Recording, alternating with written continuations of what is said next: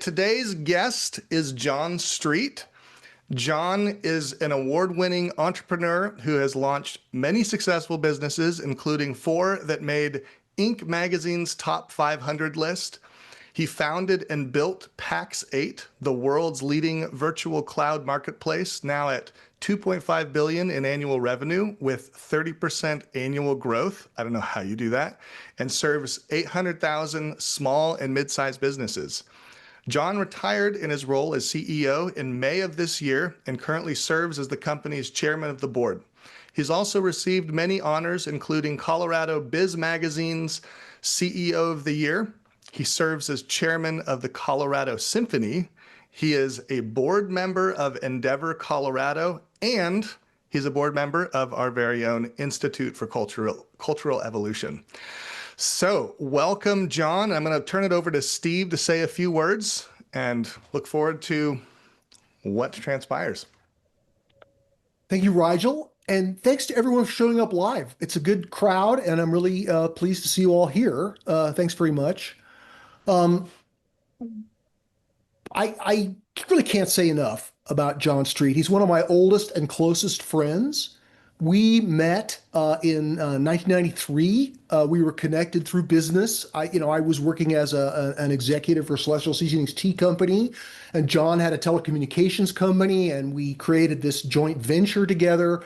And then we realized that we just hit it off. We just seemed to be buddies from the beginning. Then when I left Celestial Seasonings and started my own company now in Zen, John was in a sense my business partner, my biggest investor, and he really encouraged me. And he said, I see a lot of people pitch me deals, but what I really like about your deal is it's kind of noble, right? You have this higher purpose for spiritual renaissance. And, we went through that together for a while. And then after I stepped down from Now and Zen in 2012, John and I would get together on a regular basis. I just want to recount this because, most presenters are not close friends. And John's not just my personal close friend. He's been a very important contributor and principal of the Institute for Cultural Evolution. In 2012, when I stepped down from my company, John, we went out to lunch. He said, well, what are you going to do now? And I said, well, I'm going to co-found a think tank with Carter Phipps. And he said, a think tank? What's that about? I said, well, you haven't seen the presentation yet. And so a couple of years later, after we'd gotten it going, I recruited John to the board, and he's been a very important member of the board ever since, our biggest supporter. But beyond his, support and friendship with me, John has benefited the noosphere in all kinds of ways.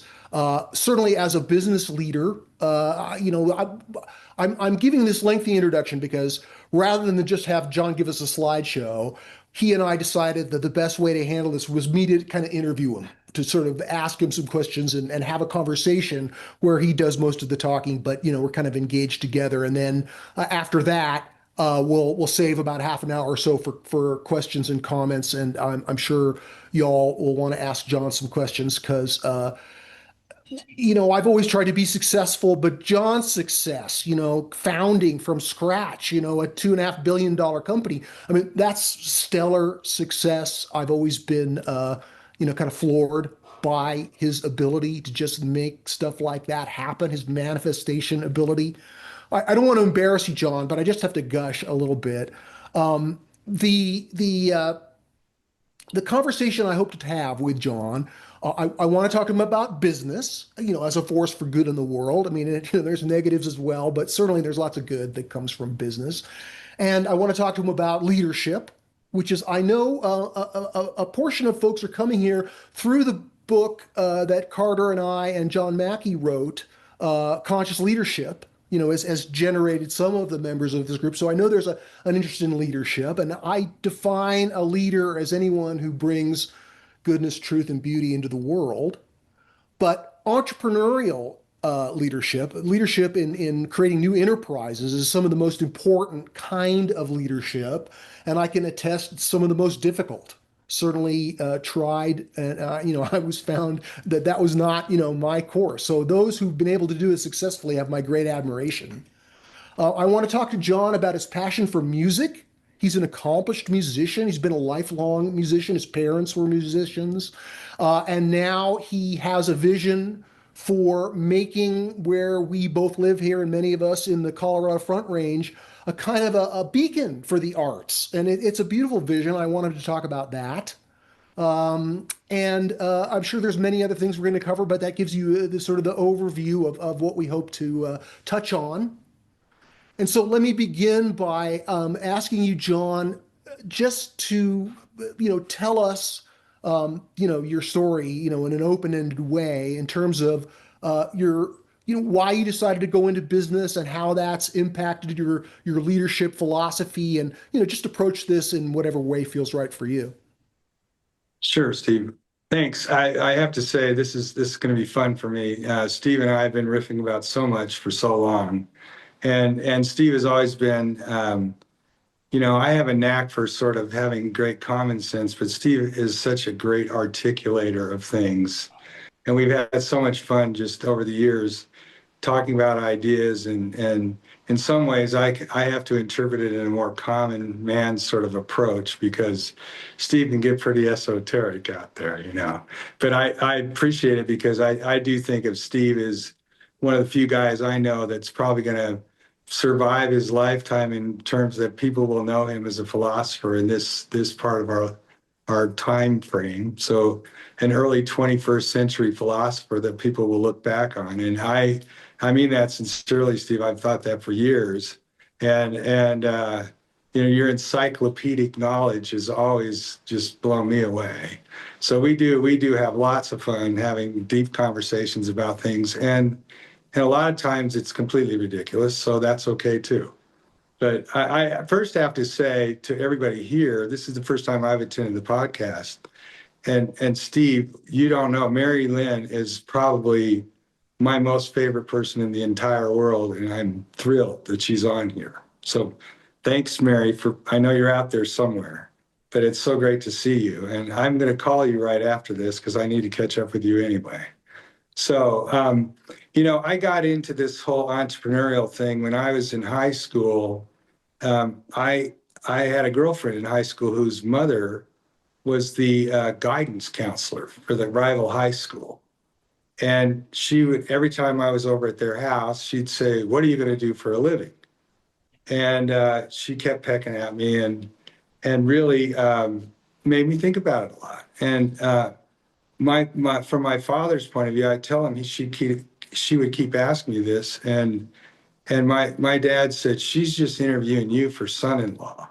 So I got a kind of a kick out of that, but it made me really think. And one of the things that's kind of funny about my life is I'm actually still on the life plan I kind of mapped out when I was 17 years old.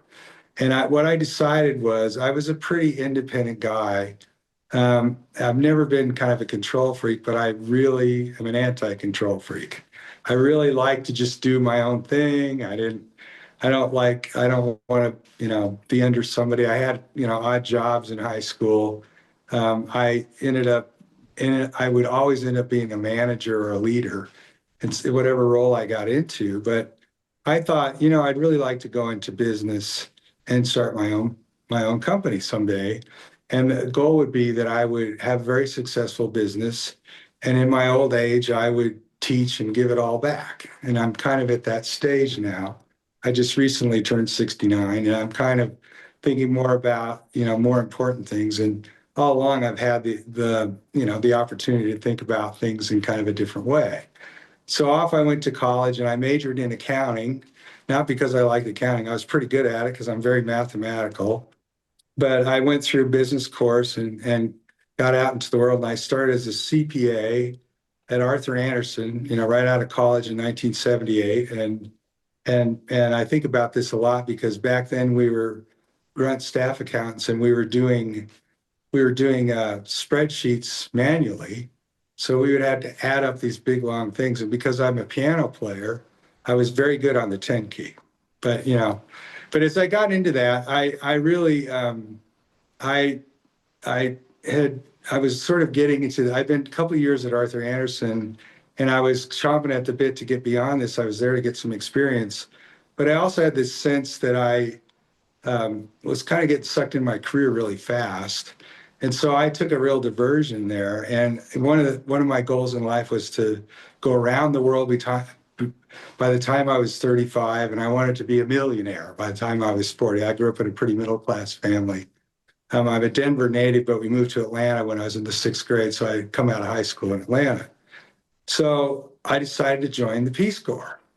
And it was an interesting diversion. I took a leave of absence and left in August of 1980 and headed off to the Philippines.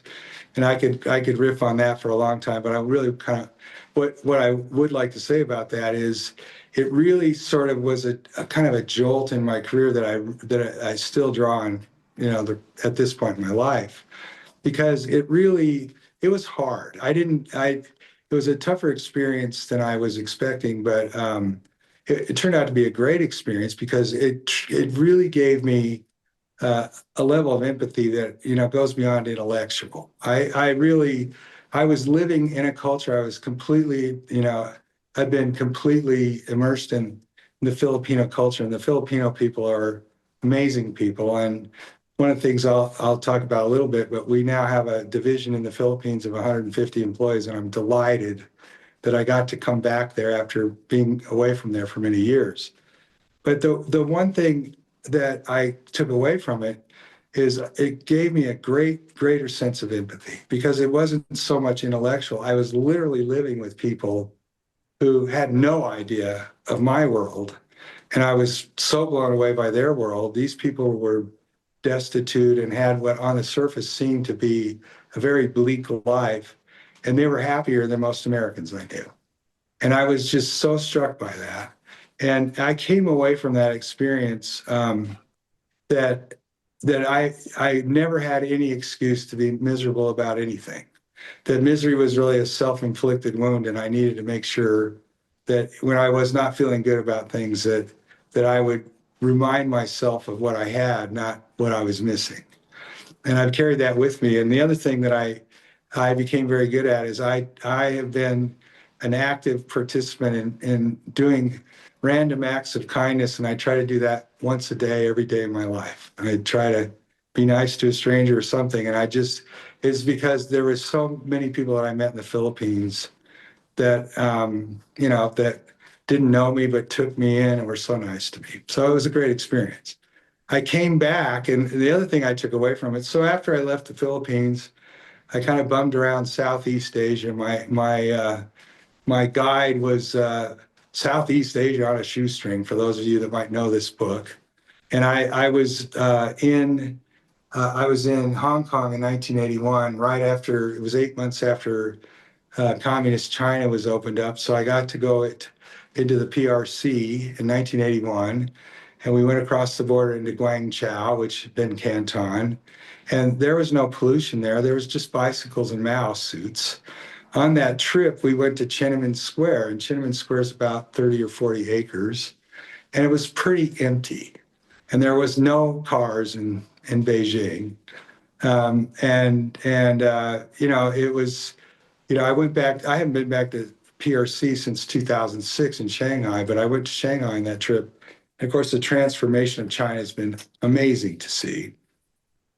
And I continuing on with that trip, I came back to the Philippines. That was actually my annual vacation. I wrapped up my duty, and then I headed to Singapore. And I went to Singapore this was about September of 81.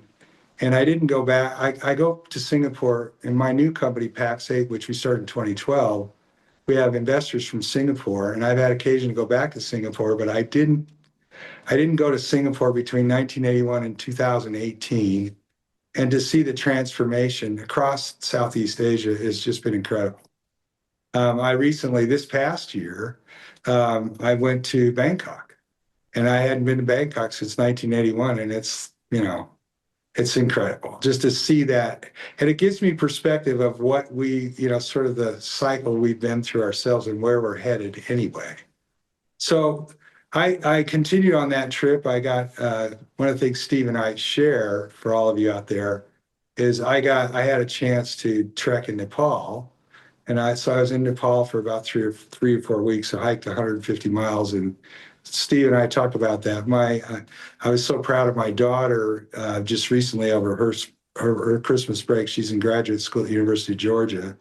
She went to Everest Base Camp, and she was struggling, but now we could actually call her on the phone in the middle of her trek. Of course, back then there was no outside communication.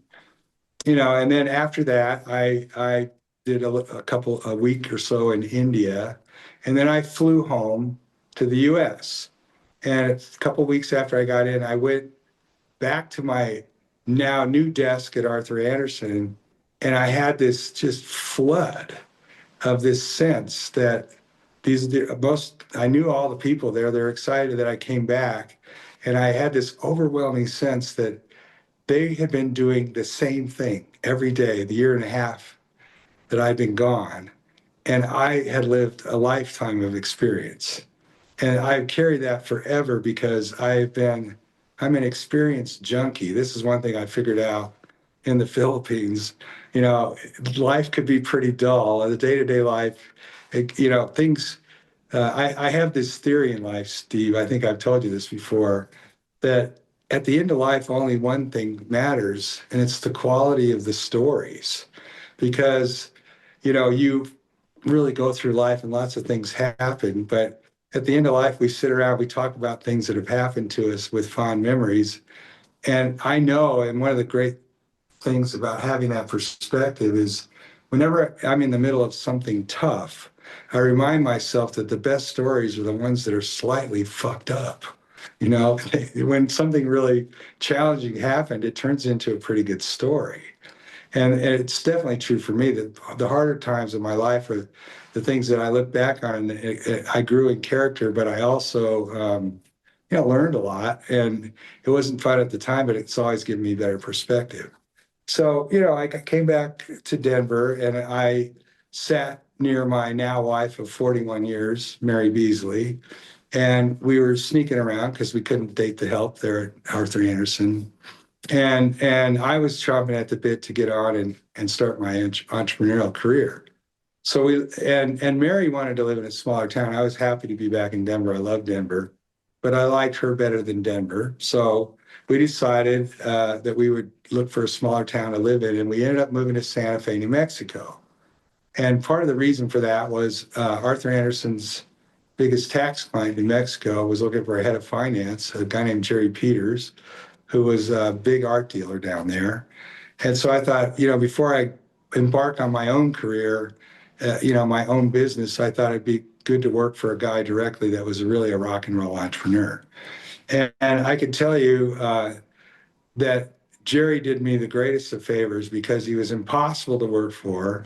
I could say some colorful things about his character, but I didn't last very long. And I decided, let's just get on with it. And this is now early 1984, and I have been working for myself ever since. And honestly, I am so blessed because I don't feel like I've worked a day in my life for 40 years. I seem to just be drifting from one thing to another, not really drifting, but I always seem to be, doing what I want to do. And when I'm doing things I don't necessarily want to, I've convinced myself that this is exactly what I really do want to do. So I'm good at compartmentalizing and kind of fooling myself too. And through all these years, a lot of my experience in the empathy has been really, really good for leadership. As you know, Steve, I'm a huge practitioner of servant leadership. I believe in it completely. I'm the alleged boss of all these things I've been in, and I look at it as a reverse pyramid. I work for everybody else, and I feel a lot in my work that I'm just Tom Sawyer painting the fence, and I get everybody else to do anything because I make it seem interesting to do, and I get people on board. And I think one of the things you said when you interviewed me for the conscious leadership, we're really good at creating a sense of conspiracy, and in a good way. To get the passion and the drive with people that you work with, you got to create a conquer the world mentality, especially at a startup. And all the years I've been doing this, I in 2009, I'd sold my last company called MX Logic, and I contacted my close friends, Klaus Stimler, and I said, "You want to start another one?" I think I got one more in me. And so we started Pax8 in 2012, and it got off to a very tough start. I thought I was going to have to close the business down, but I so wanted my last company that I was going to start, and I'm not doing this again. I don't. A lot of people that know me say they don't believe I'm not going to do this again, but I, you know, I wanted my last to be my best, and it's turning out that way. But there were years, as you know, Steve, where I was very worried about this ever getting out of the chute. So that's kind of a snapshot of my life. And I've had the great good fortune of knowing Steve, for all you out there. One of the things that, I'm very immersed in all this AI stuff. We're doing really cool tech stuff, and I'm not all that technical, but I'm surrounded by really visionary technical people. The current CEO of Pax8's, Scott Chasen, is probably the most brilliant technical mind I've ever met. And I'll make one little correction to my intro. I actually left as the Pax8 CEO a year ago, May. So I've been out of that for 14 months. And the last 14 months, I've been very focused on my new role as chairman of the Colorado Symphony. So now at my old age, I'm really focusing more on the music. And a lot of it is around, what are we going to do with all these humans when we have this age coming at us, this whole AI age? And I know that there's one thing in life that brings people together, and it's music. And so I have a lot of theory and stuff around that I get to practice, and I've gotten a big canvas to play on now. So it's fun. So excellent. I want to ask you more about the music Yeah. piece. Yeah. But before we go there, I want to get you to say a little bit more about your leadership philosophy. Servant leadership, that's a Yeah. well established. But let me just ask more specifically. Yeah. So in our book, Conscious Leadership, we profile John and talk about his, creating a sense that everyone in his company's in on a secret, making it like a conspiracy, like you said, in a good way. And beyond, the sort of the getting this kind of sense of a secret society or this sort of servant leadership. And you mentioned the Mark Twain theory of leadership, getting the other people to paint the fence because it's so interesting. One of the, I mean, it's not just a matter of philosophy. I've seen you in action, and I've seen the talent that you have, and not just, your experience and your drive and everything else. But I would say one of John's secret powers, if you will, is his ability to judge people. This is something, this is one of my biggest weaknesses in business was, hiring people and understanding who is who and not really being able to see as clearly. But this is something that John has always been able to do. And even when we've had, personnel issues at the Institute for Cultural Evolution, right? He's been able to just come right in and help us in a way that he just creates magic. So you could say a little bit more about how you work with people and approach the management of people and the leadership of people. Love to hear you elaborate on that. Sure.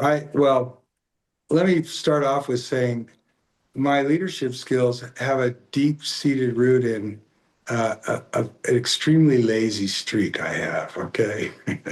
And most people that know me don't think I'm lazy, but if you ask my wife, she'd tell you, yeah, I'm a couch potato at home. I tend to run pretty hard, and then I'm like, I just need to recharge at home. But honestly, I learned a long time ago that if I have a good idea and I can get people to help me with it, people want camaraderie, and if you get people pulling in the same direction, you can turn it into kind of fun. And so I've always had the ability to kind of well articulate what I want and what I need, but not micromanage. And I've been attracting amazing people for years because it's kind of, people that are very talented just want a little bit of direction and know how that fits into the whole thing. And if you are clear with what you want, and as you know, Steve, I know what I want. I'm very clear about what I'm thinking in my own head. I know what I want.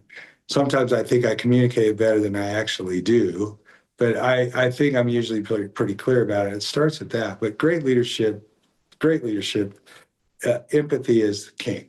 You know, if I really do practice. I want to understand who's working for me.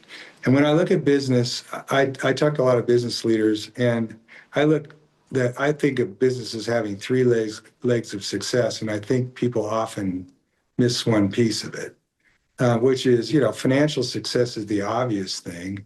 Second leg of success is community success. You should be a good community citizen in your business in the whatever economic system you fit into. So we want to contribute to the community of Denver. We're Denver based. Want to be a good employer. But the third one that people often overlook is employment success. And I learned this really at Arthur Andersen. I took that job because they're great at training. But I think every employer who hires someone needs to realize that if somebody comes to work for you, you have a fiduciary responsibility to do something that is helpful or accretive to their career. They should have good career experience, whether they stay with you or leave. It should be a good experience. It's something they should be able to build off of. And a lot of that is around training. So we really train our people a lot. And I learned that at Arthur Andersen, and it sticks with me to this day. But when you take that approach with people, they really buy into the program faster. And one of the things as part of that employment success, I've also thought in business that when I hear two things in business a lot that I think are that are just wrong. And one is the customer always comes first. And I think that is just bullshit, okay? I think the employee comes first because if you want the customer to have a great experience, if they're dealing with an employee of a company that loves the company that they work for because they're treated well, the customer is much more likely to have a great experience with the business.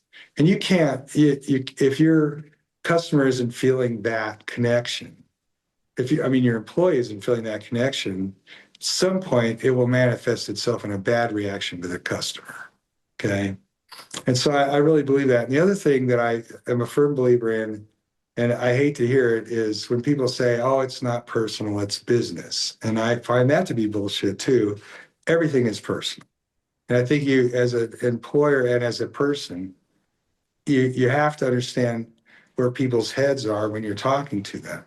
And so I take a very other approach. When I want to talk to people, I think pretty well through how are they going to react to this message if it's good or bad. And if I've erred on anything, I don't compliment people enough. I set a pretty high bar of excellence, not only for myself, but for others. And I find that I need to be a little more cognizant of giving some positive indicators. I don't say too much on the downside, but I think mostly people know that if I pull away from them, I'm probably not happy. But the reality is, we've created great culture in our companies. The first company I built was a telephone company. I knew you at, Steve, at first. We had a great success there. And I was doing it pretty unconsciously. We ended up having a really good culture just from common sense and treating each other the right way and having this servant leadership sort of way.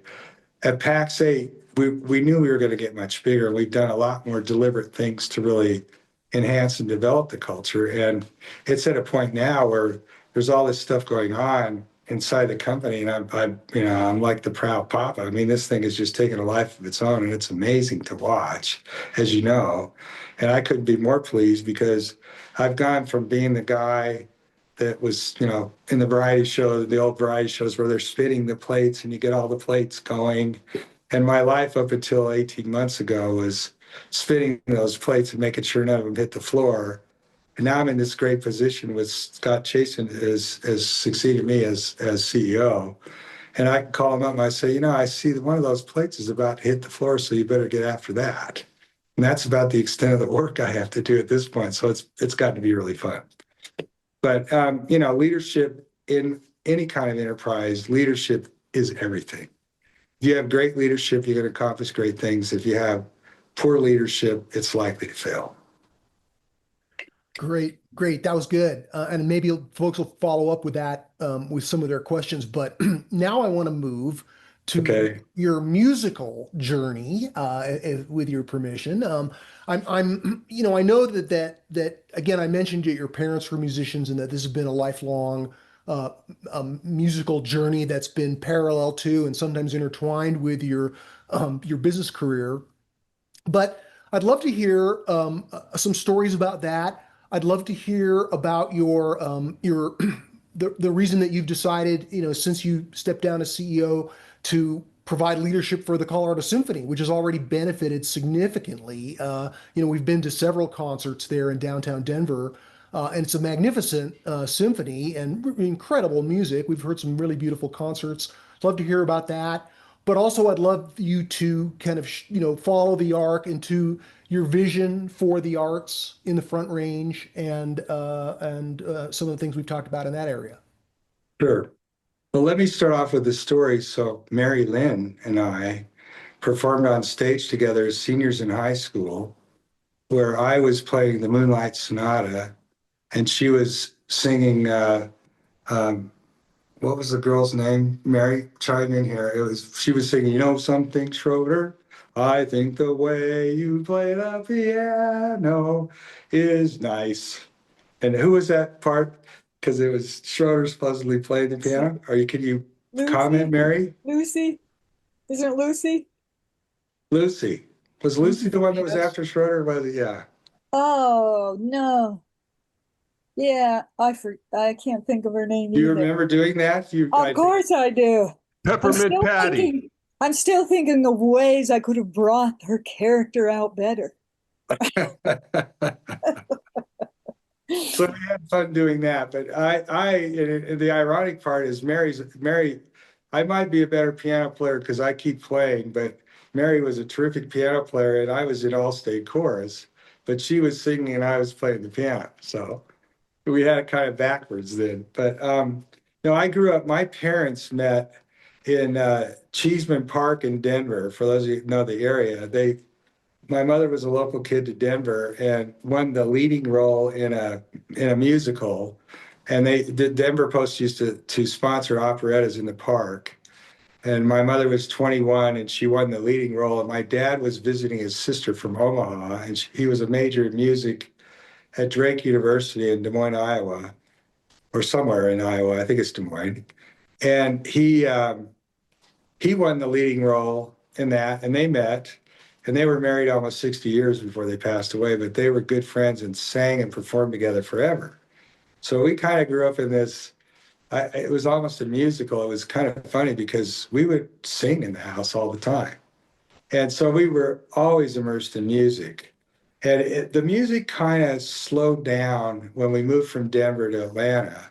My parents sang in the Robert Shaw Chorale. My dad was a really terrific musician. And one of the things he told me when I was in high school, he was asking me what I was going to major in. At one point I was thinking about majoring in music. And he said, what are you going to major in? I said, I think maybe music. He said, over my dead body. And Mary, my dad, he was not a very strict guy. So he said that to me and he said, John, and I think I know this now, he tried to do that in his youth. And he was a better musician than I could ever be. He was a great musician. And he said, maybe John, he knew I was thinking about business. You should go into business and get a career that's really you're successful at. And then maybe when you're older, you can circle back to your music and you'll still love it. He said, I'm afraid that if you try to earn a living, you're going to have to support a family that you may grow to hate music. And he said, that would be a shame. So it's turned out to be quite prophetic because now that I have the time and the financial resource, I get to lean into this music stuff. And I live vicariously through these professional musicians. And I have to say that, if any of you want to hear me play the piano, I won't play for you because I can't pass one acid test, which is, as I think I said in my breakout room, I wouldn't pay to hear me play. So I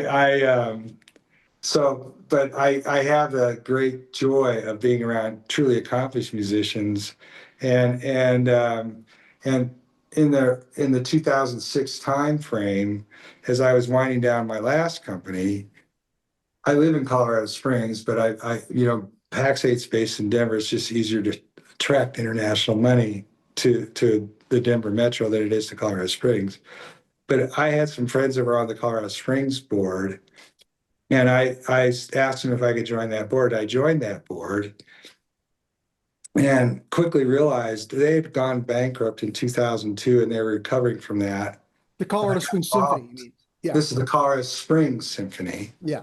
And so I got in there and I fixed it. And what we've left out of my career is back in the 80s when I got into telecom, I got into it because we were doing leverage buyouts of the new long distance companies. We bought 11 little companies, kind of glommed them together and turned it into a powerhouse. But I had learned how to really fix a broken organization.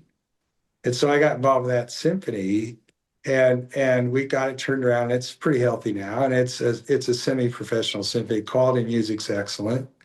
Not quite at the level of Colorado Symphony, but I'm chairman emeritus there, and I'm still involved with that. But in 2020, I knew people on the Colorado Symphony board, and I said to one of them, it'd be kind of fun to go on your board just to compare and contrast what you guys are doing versus what I've been doing. And so I joined that board.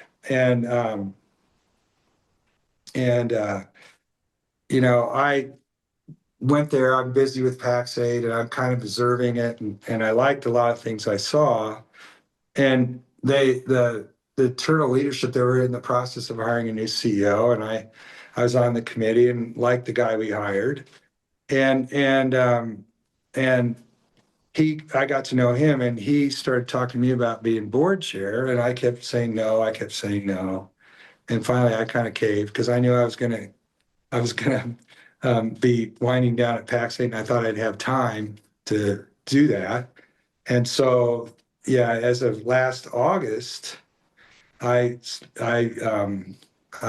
became chair of the Colorado Symphony, and we've been doing a lot of work because the CEO we had, very accomplished musician, very talented guy, terrific vision about where the orchestra should go, but very little experience on execution.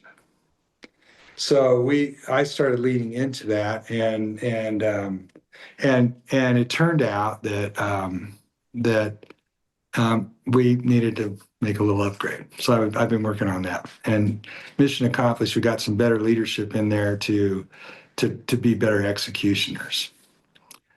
One of the things about Colorado is that we've both studied Colorado history. And like most Western history, it's the history of small folks doing small things that later created a foundation for something big. That's what I love about California history. I mean, the history of New York or the history of Georgia or something, there's all these august characters from hundreds of years ago. Whereas, of course, there's the indigenous history, and that's its own thing, but that hasn't been written down. But thinking in terms of what's the future of Colorado as a state? Just like thinking as would-be civic leaders. And one of the things that I really admire about you, John, is that you have that vision of civic leadership. And maybe you could say a little bit about, your vision for the future of Colorado, especially with regards to it, kind of taking its place as a leader in the arts. Yeah, thanks. A lot of the reason I think that they kind of drafted me to do this is a couple of times I spoke up in the board meetings, and I kind of presented a future that people don't really necessarily think of, but it's kind of where my head is a lot. And I'm thinking 50 years out, and I paint a little bit of a science fiction future out there, but it's coming our way. And I don't think people really think about it, but when you start to think about kind of the way, in terms of the way I talk about it, this is not very far-fetched. In fact, I think it is absolutely going to happen. So you start with this whole notion that when I built Pax8, one of the things that we built into this whole thing was the ability to work remotely. And we were thinking about this, we've created this cloud marketplace, and we understood the explosion of cloud and the fact that it would give people the tools to do things. And we've looked at things from a standpoint of, we're actually working on what we call the 2068 project. I talked to you about that, and I'm looking back, 43 years was 1982, and ahead 43 years is 2068. And we're looking at humans versus, and I'm really looking at how do we, with this coming age of AI and all the things that could be utopian in our future, and we hear all the dystopic things that could happen, if you kind of put it into a timeline, 43 years ago, I was a staff accountant at Arthur Andersen, adding up columns of numbers and with a 10-key calculator. And, we were just getting into VisiCalc and Lotus 123, and we had electronic worksheets. And in 2068, what's the biggest transformative thing, we're very close to having daily supersonic travel, okay? And this is going to shape our future. For those of you that live in the Front Range, the Denver airport was built to eventually be a spaceport. This was done with deliberation. I know my cousin Rob was actually the president of Griner Engineering. It was the construction manager for the Denver airport. He actually built 4 airports around the world. And it turns out that Denver is conveniently kind of halfway, not pure halfway, but it's a great stopover point between Tokyo and London, okay? And so now you talk about supersonic travel, and by the way, this whole remote thing, we didn't see the pandemic coming, but it's one of the reasons that Pax8 actually exploded, because we were building the ability to do workflows and use software from this explosion of cloud SaaS products, and to buy them easily and enable them easily and do it all with we have a lot of automation in the whole process. And here it is, so we were thinking about the world in terms of working remote. And along those lines, as you know, Steve and I talk a lot about human flow state. And a lot of what the work is being done at Institute for Cultural Evolution, I thoroughly applaud. I'm not as versed in integral philosophy as all these guys, but I so admire that whole approach, because it's a practical approach of how we have to evolve as a culture. And I've been, as I said to Steve a few years ago, it's nice what you're thinking about with this cultural evolution, but what are you going to do about the sex robots? And he laughed that off. He said, "Oh, yeah, what are you talking about?" I said, "No, I'm serious." And I really was speaking metaphorically. And what was it, 2 years ago now, Steve? Even 3 maybe. It was 2. It was anyway, when ChatGPT first came out, I called him up and I said, "Hey, Steve, the sex robots are here." And he said, "Do you remember this?" And I remember we had lunch, and I said, he was working on his current book at this point. He's pretty immersed in it. And I said, "Do me a favor, take 1 week off and just go look at this for yourself." And you came back and you said, "Oh my God." And I said, "Yeah, and this is the first wave of it." Of course, we've been talking about it for a decade. And it's all around this singularity and all that concept. And so what part of this is how do you build community? And you've watched historically, that religion was the source of community, and then it became, cities, and it became your workplace. And, our sense of community keeps getting upended. We don't have neighborhoods, communities so much anymore. Now we have this disjointed human experience because we're all remote, and we're doing Zoom calls. Here we are. And, the future of Zoom calls, we're going to get past this flat screen stage, and you're going to have a holographic image room in your house. I'm looking at building a new house now, and I want to create a digital room, because in 2040, you're going to want one, okay?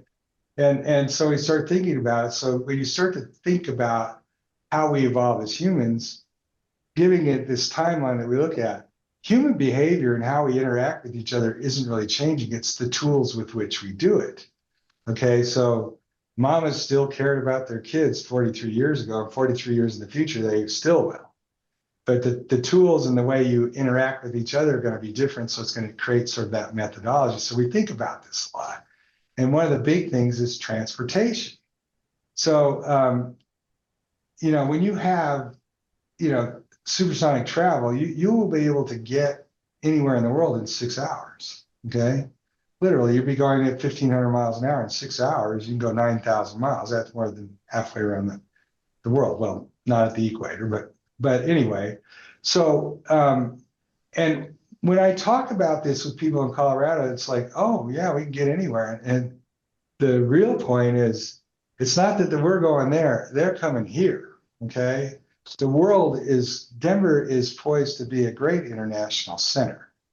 And for those that's been around for a long time, I've watched Denver grow up from a really kind of a podunk cow town to, becoming what's going on up in Boulder with quantum and all this AI stuff. Denver's becoming a tech hub, and it's kind of a really interesting mix between, California's gotten really uber liberal, and you've got people, Rigel, you're in Austin, that's kind of an oasis in the middle of red Texas.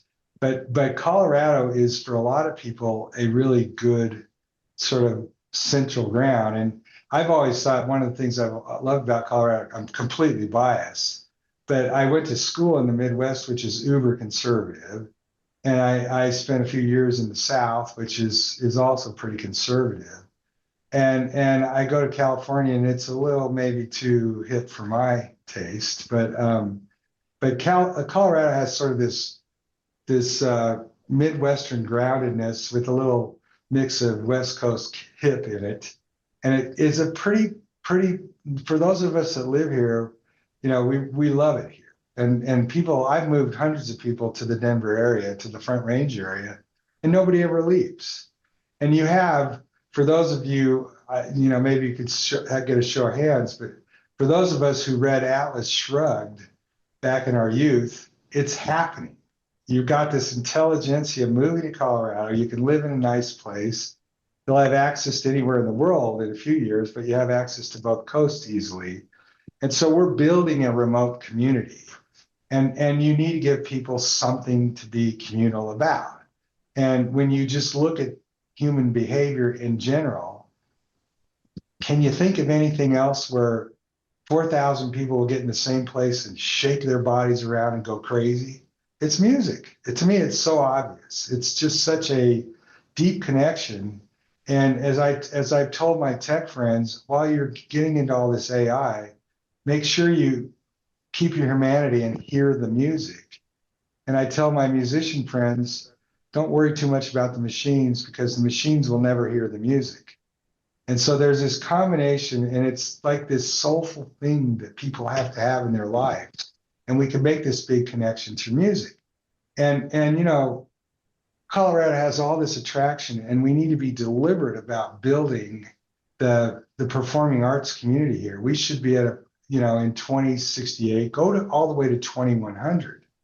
That's only 75 years out. We have foundational things to do to build the performing arts industry, especially music, in my case, in the Front Range. And so 75 years from now, we're thought of like the Berliner Philharmonic or the New York Philharmonic or any major orchestra. And we're doing some interesting things programming here. So I'm having fun with where we can take the Colorado Symphony, but I'm doing it deliberately because it's the arts that are going to keep the community. It's going to keep us humans bonded. And of course, what we're doing at Institute for Cultural Evolution is critical, because, we can maybe affect the arc of how we're going to evolve. And this thing could spin out of control, as all of us know, with what's going on now. Or I personally have a lot of faith that America is such a strong culture, going back to my Peace Corps days, living outside of the culture. The strength of American culture is easily seen from afar, and it is a very vibrant and resilient culture. And we're going to survive this age. And the idea that we have smart people like you, Steve, and the whole board of the Institute, thinking about things in ways we can affect the arc into a much more productive way of living and cohabitating together and celebrating our humanity and enjoying our music together and being kind and nice to each other, do random acts of kindness because you want to, because you feel good about stuff. It's very infectious. And so I am in this enviable position that I can spend my old age now. And I turned 70 in a year, and it seems a lot younger than it used to be, but I'm hoping for a lot of long age breakthroughs in the next few years so I can live to be 120, but we'll see. But I really think that music and this kind of thing that creates the bonds of our humanness is stuff that we should be celebrating. And I'm happy that I personally have the bandwidth to lean into it. And another thing you and I have talked about, Steve, is I have this this philosophy about charitable giving, and I kind of divide charitable giving into giving for the humane and giving for the divine. And I think everybody should give for the humane. We can't let our fellow humans suffer. But for those of us who aren't suffering, we need inspiration of the divine. And the divine inspiration I give to the arts because it goes back to the basic beauty, truth, and goodness. It uplifts our spirits. And people that are functional, that have uplifted spirits, are going to be naturally more generous to the humane, which we all need to give to anyway. So I really am enjoying my role at the Colorado Symphony. It's gotten much better lately because we're getting organized. And I told the whole board, I said, we have musicians who perform at a world-class level, and the administrators, us civilians, we need to pick up our game a notch, because they deserve a world-class administration behind them that really knows how to promote the arts and really paves the way for them to focus on their talent. So working on that. Awesome vision. As Holmes Ralston famously said, that there's evolution wherever there's positive creativity. And we've certainly got a lot of that going on with you and with us and with everybody here, really. So I've got more questions to ask you, but we've only got 20 minutes left, and I want to give a chance of the folks who are here live with us to ask you questions or make any comments, or just kind of let's get Rigel to open it up. Sure. Yeah. Anything come up, please raise your hand and turn your video on, and I will call on you. Let's start with Barbara. I love the performing arts, and I'm in an area where there isn't a lot. That's not a long drive, but one of the things that I really notice is it's all about the professional superstars, right? And we want world-class. Shoot, when you and I were kids, we'd just get out our guitars or whatever and do a jam session, right? Now, how many times do you see kids doing that nowadays? Well,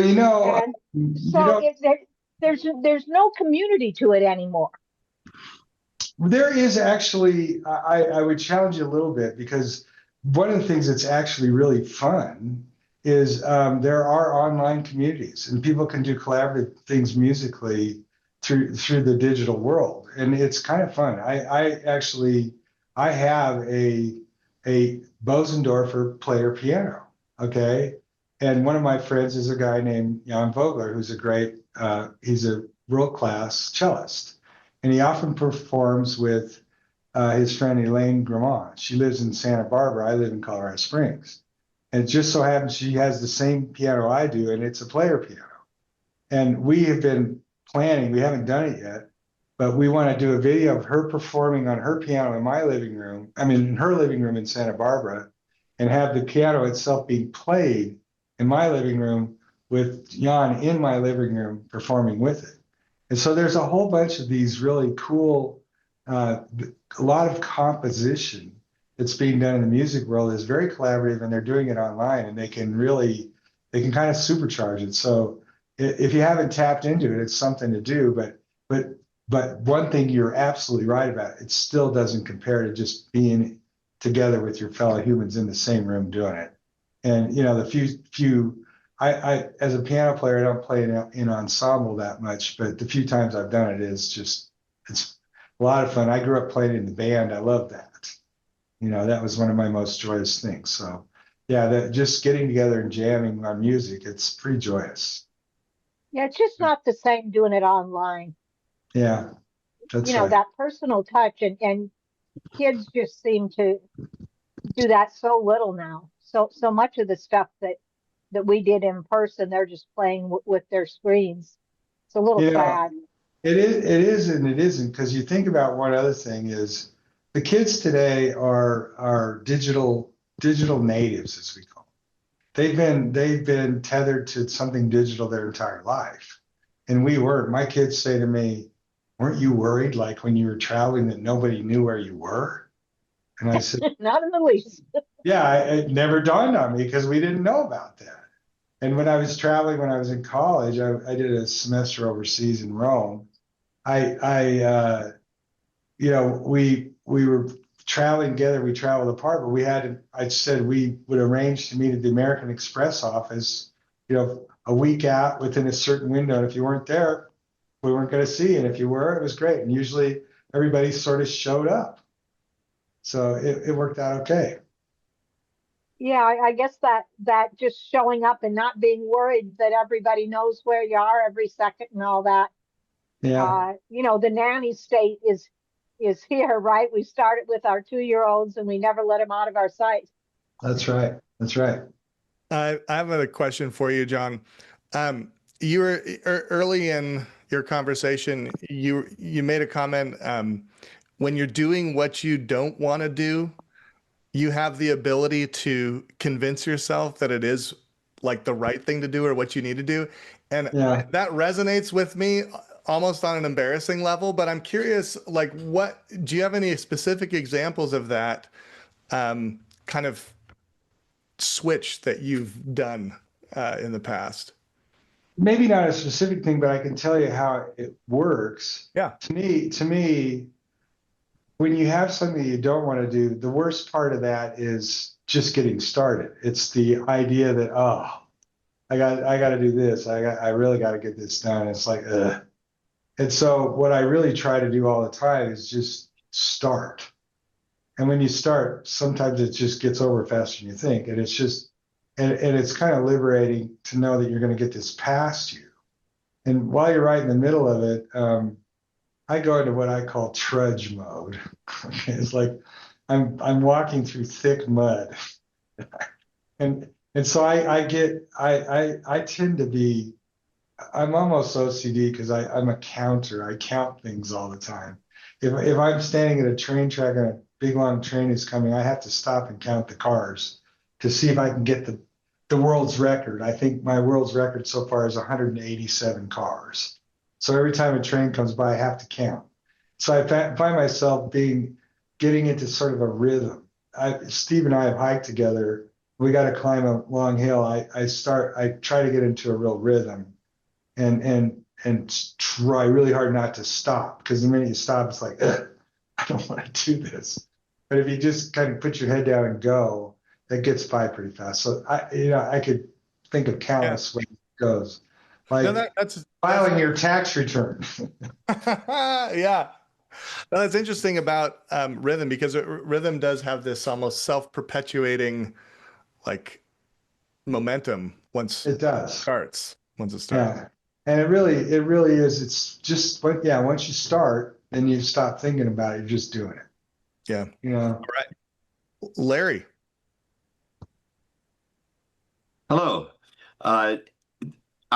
I perform as a piano player, playing music that people recognize. I do about 24 jobs a month that are an hour long. Okay. I describe it. I watched something about Emile Durkheim, this father of sociology, and collective effervescence was the name, a phrase he used. And so I say, I facilitate collective effervescence. But I'm from Chicago originally, now in Denver 20 years, and I felt that thing you're talking about that Midwestern, there, those people stuck there, and people here came out here. They were risk takers. It's boom bust, you know. My question is though, I never could grasp an imagination like I'm hearing out here, and especially from you, in terms of what could be done. How do you market? All we do, I mean, if you're not in that symphony, and if you don't have a bunch of support mechanism around you, we just wind up doing gig to gig. And so, and even in terms of how could I, like I run around and do this for senior communities for that group of music, but I am really, my specialty is doing it for our age group. I'm 72, okay? So I do British invasion stuff that I'm dying to do, but I really don't know how to sell it. And I'm 72, so I got maybe 10, 15 years that I can still do something, and I don't want to slug away. So I'm saying, where can I read about the imagination of entrepreneurship for musicians as soloists? You know, my answer to you is I don't know, but I can tell you that we're gonna try. There's a part of me, I've been sort of I have this sort of 2 to 3 a.m. every night of my life. I wake up at 2 to 3 a.m. and it's when I do most of my problem solving. And so I'm having this new dilemma that I'm waking up with a lot, which is, you know, classical music, especially, you know, you're playing more popular music, but classical music itself has really about a 2-3% following in the general public. And why is that? I mean, it's fabulous music. And so I lay awake thinking, how could I make it so 15% of the population would listen to it? And the other part of me is saying, and what kind of a person are you to think you actually could crack this code, because nobody has in the past ever figured out how to get it farther than that. So I'm wrestling with this all the time. But I will tell you, we're going to do something with the symphony players that we're going to experiment with this. But we want the symphony players, we're going to give them real training around social media. You know, the musicians that are in our age group, and a lot of the symphony players are in their 50s and 60s, but you have a lot of really brilliant musicians coming through, and it's a tough industry for them because there's so much talent coming out every year, and there's very limited jobs that you can get. So the competition is fierce to get into the symphony, any symphony. You grew up in Chicago, so you have the Chicago Symphony right there, which is probably the best one in the U.S. But we're going to get people to understand how to promote themselves through social media. And are you doing a lot of that to promote what you do? I took a course from Sounds True on doing that.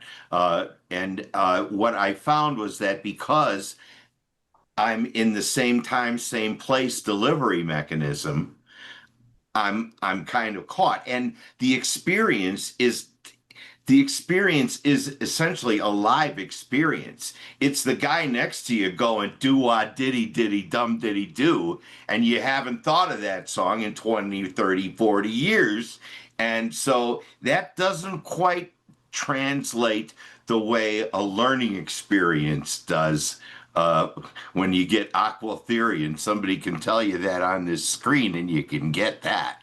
Yeah. All right, Larry, we're going to go on to Steve and then Karen and George if we have time. Nice to talk to you, Larry. Too.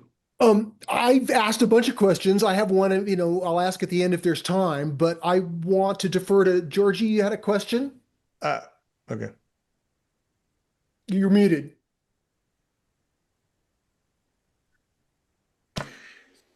I want to thank you for this wonderful, exciting, scintillating discussion.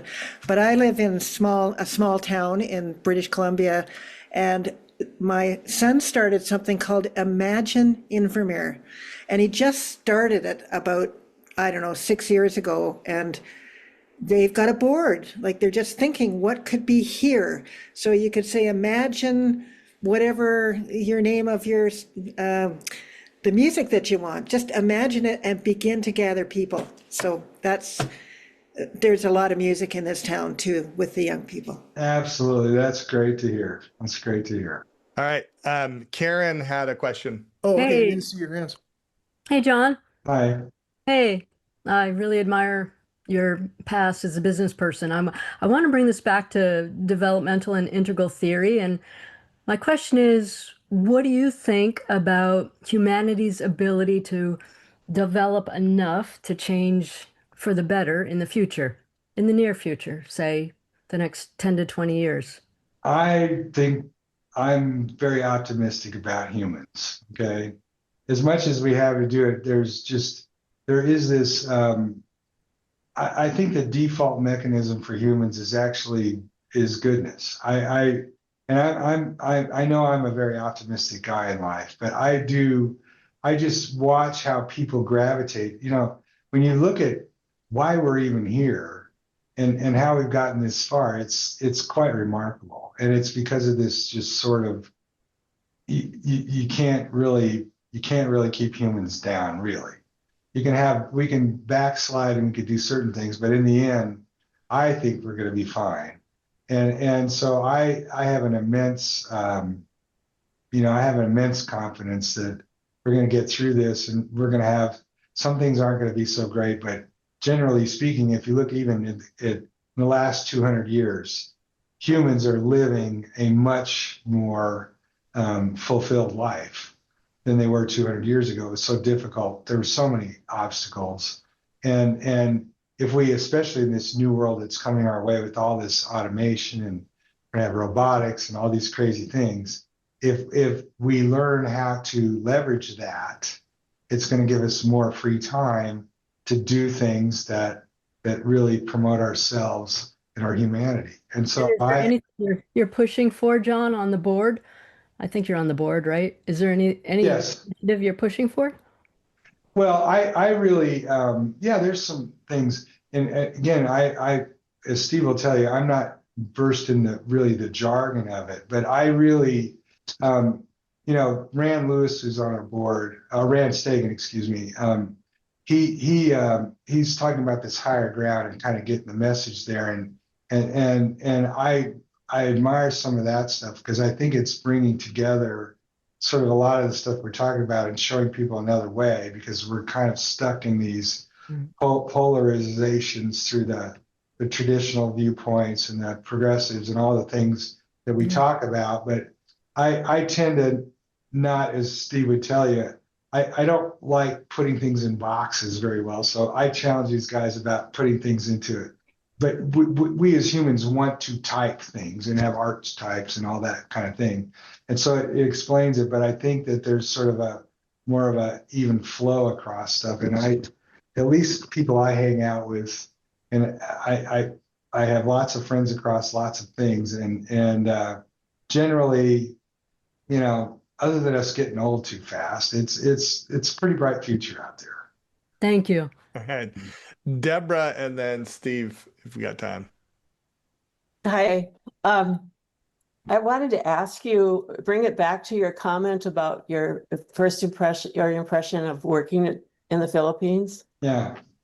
And how happy people were there. Yeah. And it seems like such a contrast for, just the visions of, 20 years from now. Everything seems so different on the surface. And I was wondering what you see as, what's the underlying connection for that kind of happiness? Well, I don't know that there's necessarily a connection. I just think the Filipinos, they are grateful for simple stuff. And I was a 24-year-old kid there, and I'm like getting too caught up in, Americans have access to so many things, so it's easy to turn your sort of attention on what you don't have. Okay. And, you know, we live in a, you know, in this world compared to I was living around people that literally had kids starving to death and were, you know, toiling in the rice fields 10 hours a day. And yet, you know, they celebrated these little wins and little things in their lives, and they very much focused on that. And so they would turn simple things into joyous things. And I think it's this sense of being grateful for what you have and not focus on what you don't have. And I think when we look around in our own lives, there's so many good things you do have, you know, and even in terms of basic, you're sitting in a room you're not getting rained on and you're not getting sunburned. And that may be a simple little thing, but it's actually pretty nice. And, you know, and I think if we leverage the coming world, I mean, you know, 50 years from now, everybody's going to have, you know, house robots. You won't have to clean anything. They'll just clean it up for you. I mean, I don't like cleaning the dishes after dinner. I do it all the time, but I'd just soon just click the robot and clean up the kitchen. So I have more time to do fun stuff, I guess. But I do think if we focus on our human connection a lot, that this is to me, and I can't speak for you, but the greatest things in my life are when I have a deep friendship, deep, you know, love relationship with a human. That is the pinnacle of joy in my life. So it sounds like it's important to keep that in mind also as we envision the future, this connection and appreciation for what we have. Yeah. That's very Thanks. valuable. Cool. Thanks, Deborah. Steve, did you have any last thoughts? You know, nothing that could be answered in 30 seconds. So I'll maybe we'll have John on again next year. Well, John, thanks so much for coming and hanging out with us. Really thanks for having me. Yeah, thanks for having me. You betcha. Quick announcement. Next meetup will be September 10th, I believe, with John Mackey. So back-to-back board members. Okay. All right. Well, y'all have a wonderful rest of the evening, and I'll see you out there. Thanks again, John. Thanks, Rigel. Thanks, everybody. Thanks, Steve. See ya. Next month. Thank you. Thanks, everyone. All right. Fairly well.